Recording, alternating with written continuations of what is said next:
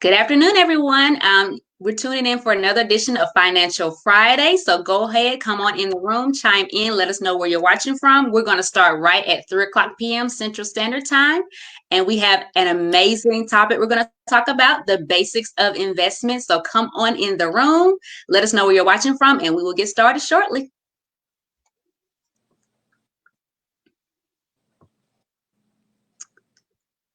I hope everyone's having a good day. Oh, I see we have one viewer. Okay, let us know who you are and where you're watching from.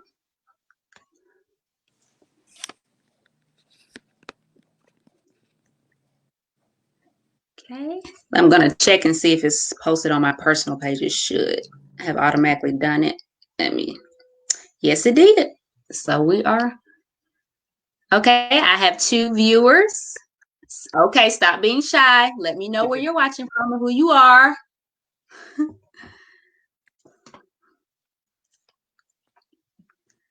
Okay, well, my clock says exactly 3 o'clock p.m. Central Standard Time. So, once again, welcome to another edition of Financial Friday.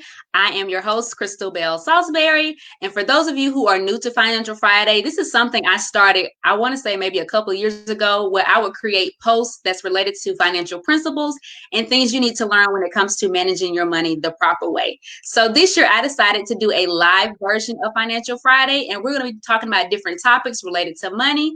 And as you know, I unfortunately was not able to go live on last week. For those of you who do not know, I am a serial entrepreneur. So one of my entrepreneur endeavors needed me at that moment. So I was unable to go live last week. But of course, the topic was B is for budget. And of course, I will do that live later on in the month. But just for starters, if you don't have a budget, that is something you need to think about and something you need to do. And one of my favorite tools to create a budget is the Every Dollar app. So go ahead and pull out your phone, download the Every Dollar app. And for those of you who do not use the apps, you can go into your personal computer to www.everydollar.com. Go ahead, create that budget. If you have questions, like I said, I'm going to be doing a live version about budgeting and why it's important to budget. But enough about that. I have a special guest today. My guest is Mr. Thelvie Winston. He is with Edward Jones Investments, and we're going to be talking about the basics of investment. So I'm going to let him take over and give us a wonderful presentation about investing. So thank you so much, Thelvie, for joining us today. Well, thank you, Crystal. Thank you for the invite. Finances and planning for the future are endeavors that are near and dear to my heart, which is what led me to the career that I'm in here at Edward Jones. So, and when I ended uh, when you went live a couple of weeks ago, and I put in there Proverbs 13 and 22, and that's one of the principles that I founded my practice on. And for those who don't know, Proverbs 13 and 22 says, "A good man leaves an inheritance for his children's children." Amen. And in order to do that, you have to start now.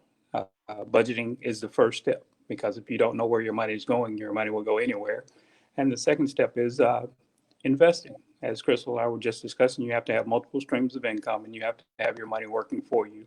And those are some of the things I wanted to cover today with some of the basic foundations of investing and different types of investment products that might be out there.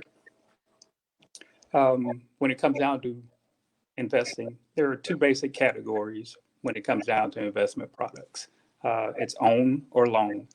Uh, the loan investments, that's where you're giving your money to a, a municipality, city, state, county government, a bank, a corporation, Coca-Cola or whoever, in exchange for them paying you in return principal, saying you buy a bond that's a 20-year bond, we're going to pay you 5%. So over that 20 years, you're going to gain dividend income for over that 20-year period, along with your principal back in return. So with the loan investment, again, that breaks down into two categories. You got cash. Everybody knows what cash is. You put it in the bank. They might pay you a dividend. It's not a whole lot, but they are paying you for the use of your money. And you have those income products, as I mentioned, some like your bonds, your savings bonds. I think we all know about savings bonds. from years ago. They are still out there. Municipal funds, corporate bonds, and then your CDs, certificates of deposits at the bank. Again, those are all investment products where you are giving someone else access to your money for their use. In return, they'll return your principal along with some dividends over a fixed period of time. So there are some benefits to each category. The loan investments, it's relatively stable. You're not going to lose your principal unless that entity defaults. And a lot of them have insurance though, where that piece is covered. So if you put $1,000 in, you're guaranteed you're going to get $1,000 back along with the dividend that period of time. Then you have your own investments. That's where you're going to go out and you're going to purchase a company, a portion of a company or a group of companies. A lot of know about individual stocks. You can buy your Home Depot, you can buy your Coca-Cola stock, you can buy a share there. There's also your mutual funds, and that's where a lot of people might have a lot of information about. Mutual funds, they pool money and go out and buy a pool of stocks instead of a single stock. So look at it like a box of crayons, a 64 box of crayons. If you reach inside, you pull the red crayon out, that's Coca-Cola. You can buy that one red Coca-Cola. If you break that red Coca-Cola, it doesn't perform, then you throw it away. With a mutual fund, you're buying all 60 colors. A little bit harder to break. And even if you break the red crayon, you still have 63 other crayons in that box that are going to work for you. And you have mutual fund managers out there that manage those funds. So if something not performs, they'll go out and they'll replace it. They'll Coca-Cola if it's not performing well, and they'll buy a Home Depot to replace it. So, and those own categories, they're also broken down into 3 different categories: income and growth, growth and aggressive. And out of your income and growth category, both stocks, funds, ETFs, any type of own investments. The income and growth is going to provide you, there's a lot of stock out there that will pay you a dividend. So that's a portion of the profits that the company has earned over a year. So they'll pay you a portion of those profits just for owning that stock. That's where your income portion comes in. You have a company ABC is paying a 3% dividend yield for owning their stock. If you own 100 shares, you get $3 a year, 1 share of stock. That's just for owning it. And the growth comes from if you buy that stock at $65 a share, it goes up to $100. You just made $35 a share. Mm-hmm. So that's growth and income. And that's going to give you that potential growth in income, the growth of your principal. So that $65 just went up to $100, plus you're getting money back just for owning the stock. And there are some things with every investment out there. There is some level of risk. Care what it is, whether it's you go cash a check, there's some involved with cashing a check, because there's a chance that the dollar today is not worth the same tomorrow. And we've all seen it whereby if you think back to when you were growing up, you go into a store, you buy a Snickers bar, it was 5 cents. You go to a store now, it's $1.89 for that same Snickers bar. Nothing else changed except time. So, and we have that time value of money that we have the potential to lose. So, and the same any investment, that risk is there. So you invest in, you buy company ABC today at $65. There is a risk that tomorrow company ABC might lose half of its share because of whatever things that are going on out there. The income and growth category, it involves a little bit more risk, because more risk, more return. And then you have a growth category. These are your small and mid companies that are looking to grow into the larger companies, and they're going to go principal only. You're not going to gain that dividend, because these companies are saying, we're out there, we're trying to get big. We can't afford to pay you right now, but there is a possibility in the future that we'll be able to pay dividends once we reach a certain market share. And then you have your category in the owns and the this. We've all heard it: high risk, high reward. The more risk you're willing to take, generally, the more return you're going to receive. So these are your small companies. These are your um, international and emerging markets. It might be a that's preparing to do what we call an IPO. So you hear in the news a couple of years ago, Facebook, when they first went public, they had an initial public offering. Everything that has an initial public offering is going to tend to aggressive category because it's going to you have that higher risk involved because we don't know how the company is going to perform in the future. And again, the risk involved, the higher level of fluctuation. If we've watched the news, and I'm sure we all have, we know that when you turn the news on, the first thing that they tell you is stock market day. The stock market hasn't, and they use words to invoke fear. The market might be down, and whenever they say that, people have a tendency to run out and they start selling things. Mm-hmm. And when they sell their stock, that creates that volatility in the market, and that's where you see the fluctuation in those aggressive stocks a little bit more than you do in the others because these are the ones that people are going to tend to sell first, or they're going to tend to buy first when you hear the market has made a turn, because that's where they have the ability to make up all of their money. So, and I'll stop with that right now because I wanted to say also a little bit about me. I am a licensed financial advisor and a licensed insurance agent. So I'm able to sell any type of product there when it comes to investing and insurance. And that way it allows me to cover a wide range of products. I want anybody who has a question about investments or financial future, you make one phone call instead of me saying, yes, I have someone else. But that's enough about me because we want this to be about you and your financial goal. And that's one of the things we start with. Everybody that has any type of financial um, plan or talking to you about your finances, they should always, number one, you and your financial goal. And number two, it should involve your level of risk. How much risk are you willing to take when it comes to investing, saving for your future? So if it if you pick up the phone and you call someone regarding investing, they just tell you, give me your name, social security number, and send me your money. Pick up the phone, call somebody else because they need to find out a little bit about you, find out what your goals are, and find out your risk before you do anything.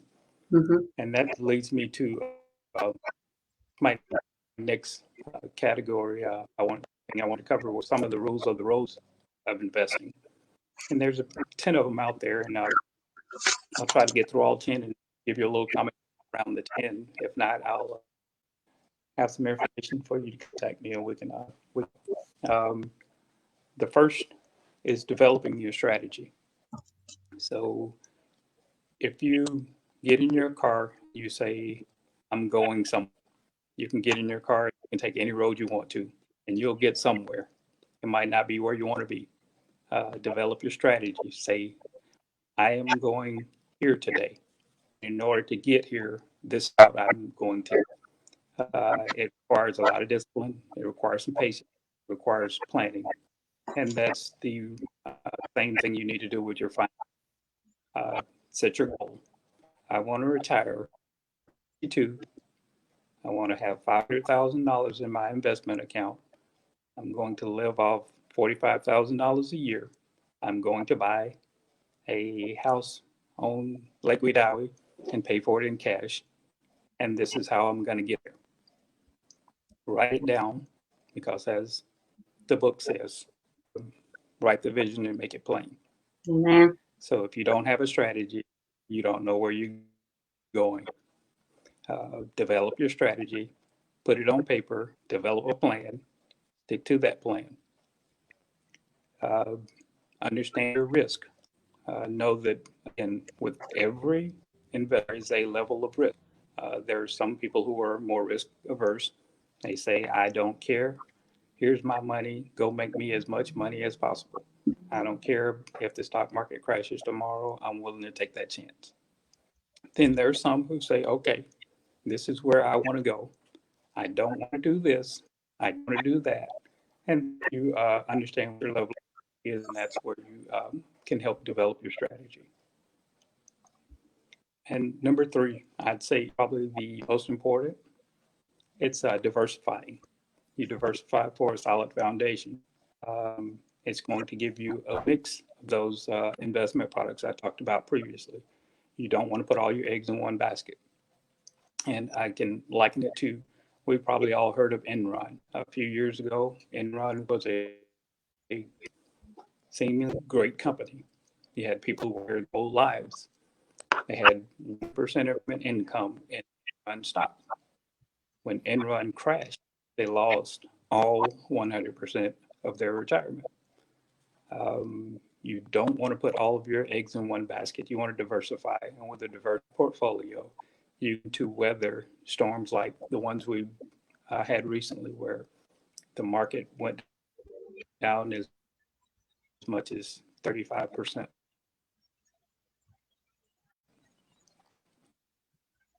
To go ways that you can mitigate some. Again, diversify, diversify, diversify. Don't put all your money in stocks. Don't put all your money in mutual, all your money in the bank. Try to help protect some type of loss. So, stick with quality. Um, I got asked once, what's the hot? And I said, I don't deal with hot stocks. You deal with hot stocks, you tend to get burned. You want to with quality. You want someone who's been around for a while.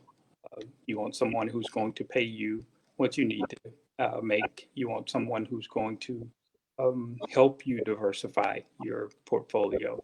There is a need for the hot stocks, so to speak. That's your aggressive stocks in your portfolio, but you want to maximize.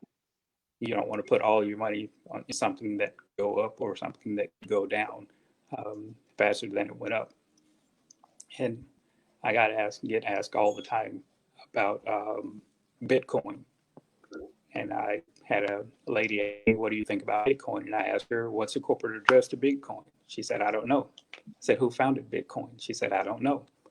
And if you can't tell me where you are, who owns you, then you can't have my money because today I might be a millionaire. Tomorrow you can say Bitcoin's out of business and you have no recourse. Not saying don't go out and buy Bitcoin if you have that ability. That's on you. I'm saying that's not something I would do, and quality in my eyes. And you want to invest for the long term. You can't in your future by saying I'm going to put this here today, and then a month from now I'm going to take it out and do something with it, and then I'll put it back. You want to set your plan, diversify, do your invest, let your money grow for you. There are three things that um, to consider when you're investing for the long term. Two of them you can control, the third you can't. You can invest, you can control how much money you put in. You control how much time you leave that money there. You can't control the performance of it. But historically, over time, uh, high quality investments will always return. So if the market is down today, typically every 3 to 4 years, we'll see a 10% downturn in the market. But typically, historically, that market has always bounced back within the next 6 to 21 months, always made up whatever loss that had taken place. And we've seen that here recently because, like I said earlier, 34% drop in the market over a month already made up at least half of that. And it's going to continue to grow. So, and if you, excuse me, if you weather the storm, then you're going to turn out on the positive end when it comes to your long-term investments. So set your goals, stick to those goals, control what you can control. Have realistic expectations. I had a guy once to say, if I give you $1,000, can you double it by next year? No, I can't. But I can tell you when I expect it to be doubled. Um, you can't say, I want to retire a millionaire and I want to the world, uh, and you haven't set a budget. You're making $25,000 a year. You've got $35,000 in credit card debt, and you owe everyone. Set some realistic goals. Not judging anyone if that's you, but set a goal. By this time next year, I'm going to have credit card A paid off. By this time, a year from now, after that, I'm going to have credit card B paid off. And this is where I'm going to be. And at age 30, I'm going to start seriously invest.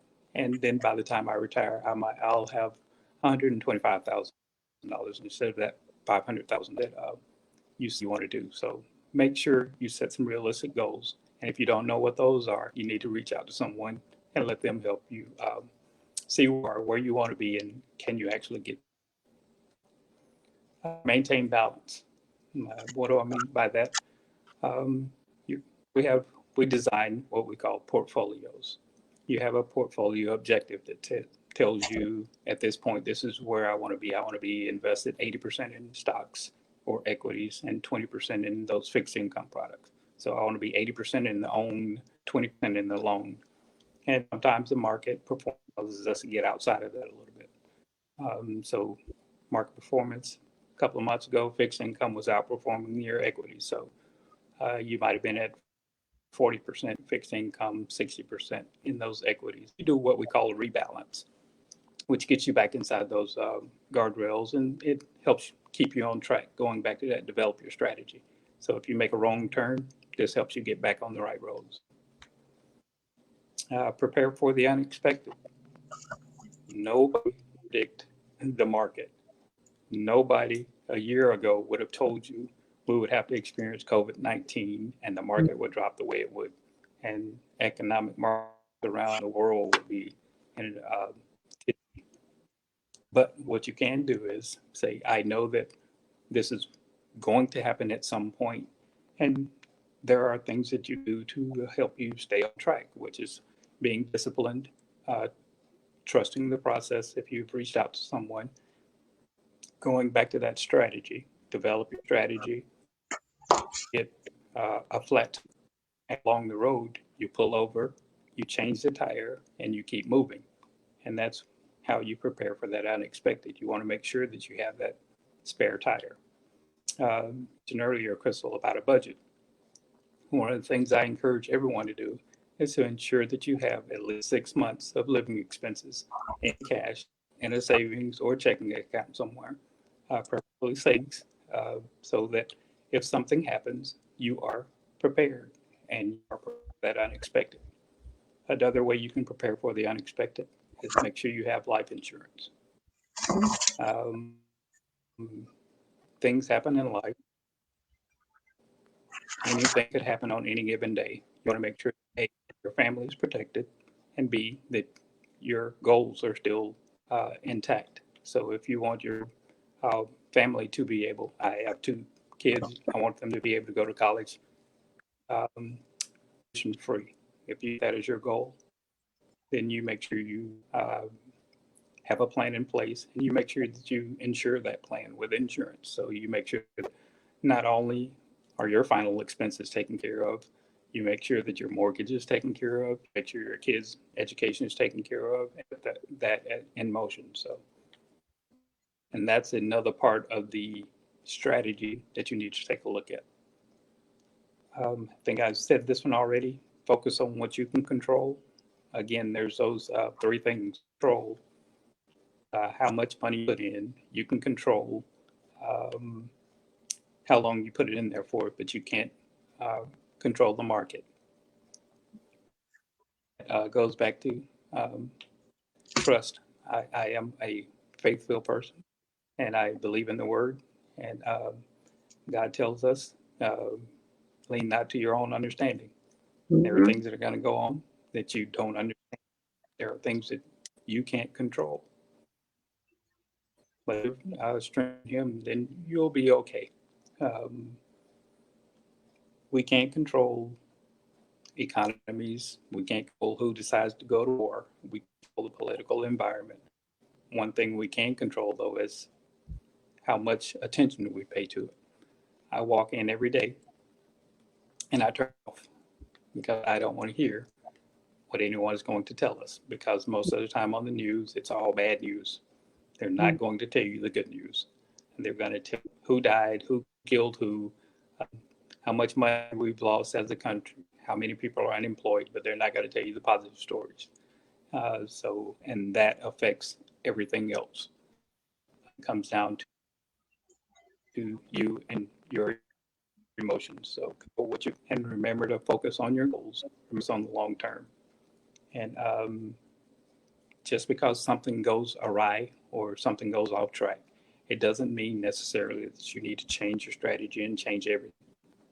Um, keep your eyes on your goal. And the last one was to review your strategy regularly. You don't just say, "This is what I'm going to do." You want to take opportunity to sit down and say, "Okay, I said this is where I want to be. This is where I am now." I meet with my clients at least once a year. Sometimes I have some we meet quarterly where we sit down. All right, this is where you are. This is where you said you want to be. This is our plan, and this is how we're going to continue to get there. If something changes, then we just make an alteration to the plan. Back to that road trip. You sit there. If you're driving to Miami, you drive halfway there, you pull over, you say, all right, now I need to get gas. I need to do this. I need to do that. I've got about 3 hours left to go. Same with your financial plan. I need you take a look at it. This is my goal. This is where I am. I still have 10 years to get. I'm still on track, or I need to make some changes because something in life has changed, and I need to change the way I'm approaching my strategy. So those are the of them. Um, if you follow those, develop your strategy, understand your risk, diversify, stick with quality long term, realistic expectations, maintain your balance, preparing for the unexpected, focus on what you can control, and review strategy regularly. If you follow those 10 things, you are on track to meeting your financial goals. And there are 5 steps when it comes to your financial plans. The first is understanding where you are today, uh, understanding where you're trying to get to, out to get there. The fourth is how can you get there? And the fifth is how can I stay on track? And any financial goal you have, apply those 5 steps. Those processes work and they will help you establish, maintain, and achieve those long term financial goals. And with that, Crystal, that's all I had to cover. I can take questions however you want to do it. Awesome. Thank you so much. That is a wealth of information. I hope the audience has been taking notes because I had my notebook writing the whole time. And of course, I'll watch the replay as well. But if you have questions at this moment, please put them in the comment section. We'll have time for questions, but I'm going to go ahead and ask you 2 questions that I have.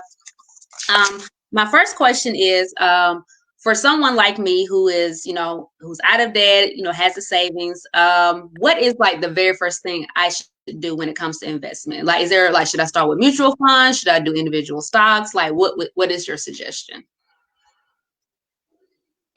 You were right there, Crystal. I heard savings and then you broke up. You Oh, said, I'm what sorry. was my suggestion on? Yeah, what's your suggestion on for someone who's starting out investing? Like, do you recommend mutual funds? Do you recommend stocks? Like, or is it just a personal preference? It comes down to the individual. And that's what I always go back. It's that individual and their individual goals. You want to find out first what your goal is. You want to find out what your level of risk is, and then I make recommendations. So. Okay. Awesome. Let's see. And you had a second question? Yeah, my second question is, when is well, also go ahead.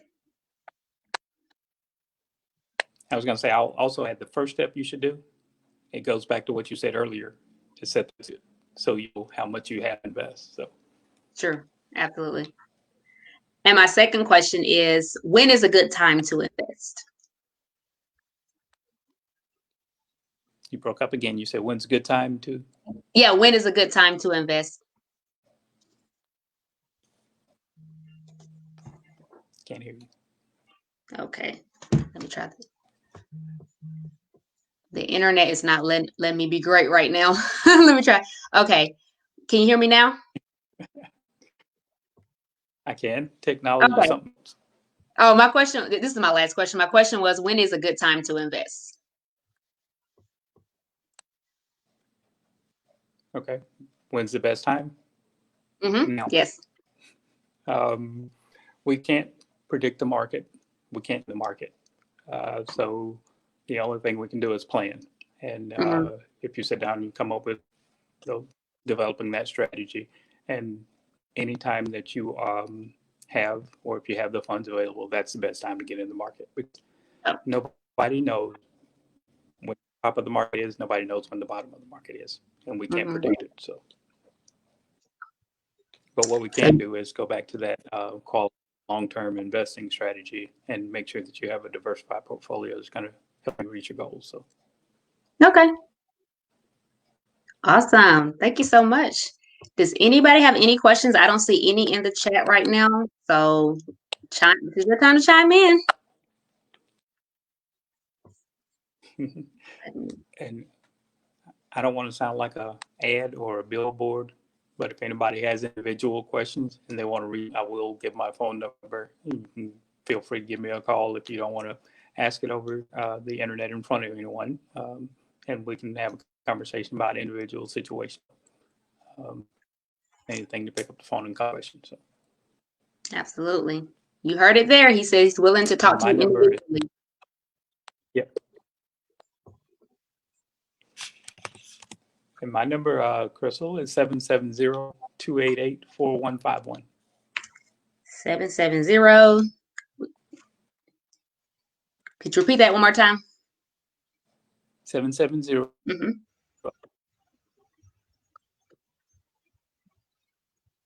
Yep, 770-288-4151. Okay, I got it. So you all heard that. So take that number down. If you have individual questions and you don't want to put anything in the chat, which is perfectly fine.